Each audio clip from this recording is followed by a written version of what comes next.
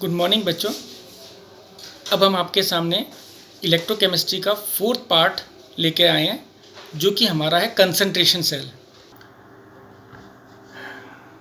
Concentration cell ये एक तरह का गैल्वेनिक सेल है जहाँ पर केमिकल एनर्जी वो को इलेक्ट्रिकल एनर्जी में कन्वर्ट होती है।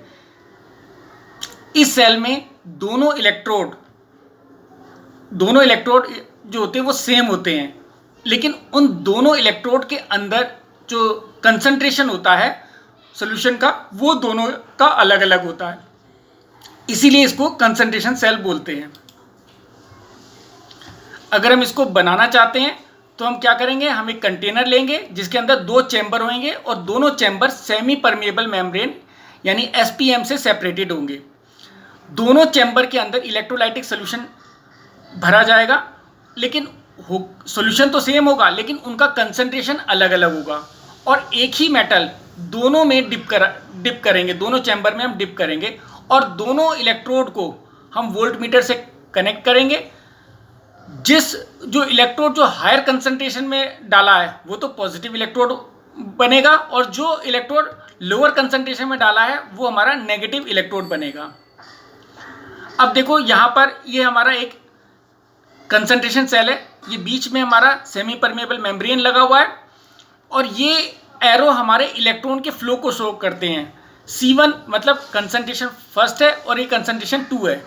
यहाँ पर कैथोड में कंसंट्रेशन ज़्यादा है, एनोड का कंसंट्रेशन कम है। जो एरो शो कर रहे हैं ये इलेक्ट्रॉन का फ्लो शो कर रहे हैं, ठीक है। अब देखो यहाँ पर कॉपर आयन में कन्वर्ट हो रहा है। यहाँ पर उनका जो कॉपर आयन का जो मोलरिटी है 0.01 मोल है और कॉपर हमारा जो आयन है वो यहाँ पर कॉपर में कन्वर्ट हो रहा है। ये इसकी में हमारा ये भी हमारा 1 मोल है इसका कंसंट्रेशन, ठीक है। तो ये हमारी फाइनल इक्वेशन है। The ion of concentrated cell moves towards dilute solution, so this type of cell is called concentration cell. इसमें जो आयन्स हैं वो हमारे डाइल्यूट सॉल्यूशन से कंसंट्रेटेड सॉल्यूशन की तरफ मूव करते हैं। कंसंट्रेटेड सॉल्यूशन के आयन्स जो है वो डाइल्यूट सॉल्यूशन की तरफ मूव करते हैं, इसीलिए इसको कंसंट्रेशन सेल कहते हैं। इस सेल के लिए हमारे पास ये इक्वेशन हो गई। इसमें ई नॉट सेल हमारा 0 वोल्ट है। एनोड पर हमारी रिएक्शन जो होती है वो हमारी है कॉपर आयन से कॉपर आयन बनाएगा और इलेक्ट्रॉन वो निकालेगा। इस तरह हमारा कैथोड जो है वो इलेक्ट्रॉन एक्सेप्ट करके प्योर कॉपर बनाएगा। कंप्लीट रिएक्शन हमारी ये हो जाएगी, क्योंकि since reduction occur in the concentration cell, so right side act as cathode. क्योंकि राइट साइड में हमारा रिडक्शन हुआ है इसलिए हम राइट साइड को कैथोड कहेंगे। अब इसका ई सेल हम निकालेंगे नस्ट इक्वेशन की हेल्प से। नस्ट इक्वेशन हमने पहले आपको पढ़ा दी है। तो ई सेल हमारा होता है -0.059 upon n log cathode upon anode. तो इसमें सेल पोटेंशियल का फार्मूला लगाएंगे हम। तो यहाँ पर E cell equals to E naught cell -0.059 upon n log C1 upon C2। ये दोनों कंसंट्रेशन है इसके। क्योंकि इस सेल का ई सेल जो हमारा 0.0 वोल्ट है, क्योंकि दोनों इलेक्ट्रोड सेम है हमारे पास और इसलिए उनके स्टैंडर्ड इलेक्ट्रॉन पोटेंशियल चाहे ऑक्सीडेशन हो या रिडक्शन हो वो भी सेम होगा, लेकिन उनके साइन एक का पॉजिटिव होगा एक का नेगेटिव होगा, दोनों आपस में कट जाएंगे, इसलिए सम हमारा 0 आ जाएगा, इसलिए ये 0 वोल्ट है।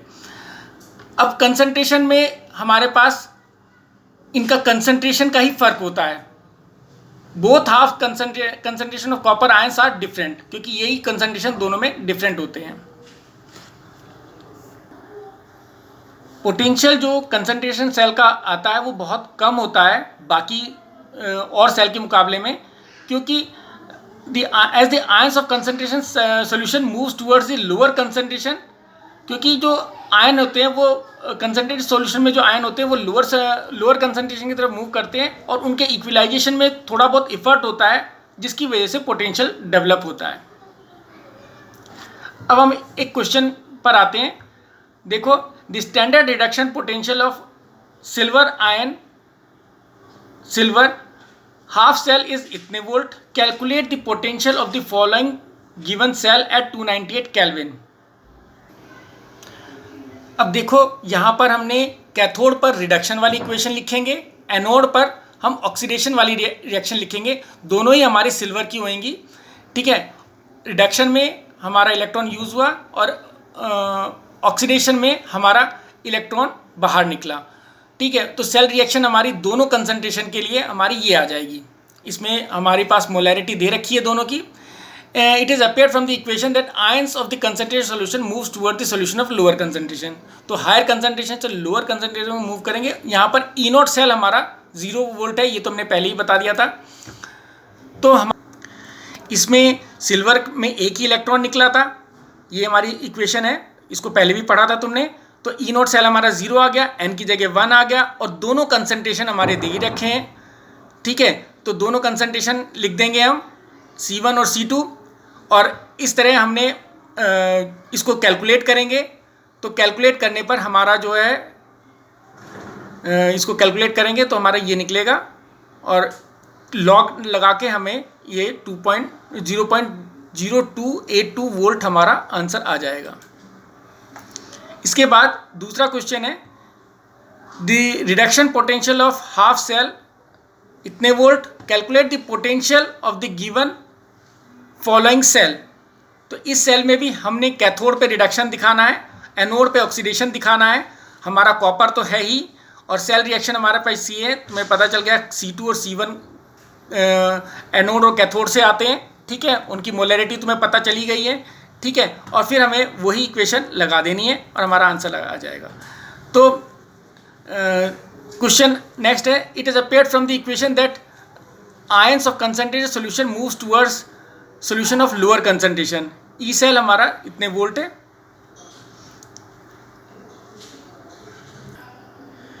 तो यहाँ पर भी हमारा E cell, E naught cell हमारा 0 है, और जब हम वापस ई सेल की इक्वेशन में फिट करते हैं तो ई सेल हमारा 0 हो गया। यहाँ पर इलेक्ट्रॉन हमारे 2 थे, और कंसंट्रेशन हमें निकाल ही लेंगे, और इसको हम कैलकुलेट करके हमारा आंसर आएगा 0.0295 वोल्ट। ये हमारा आंसर आ जाएगा।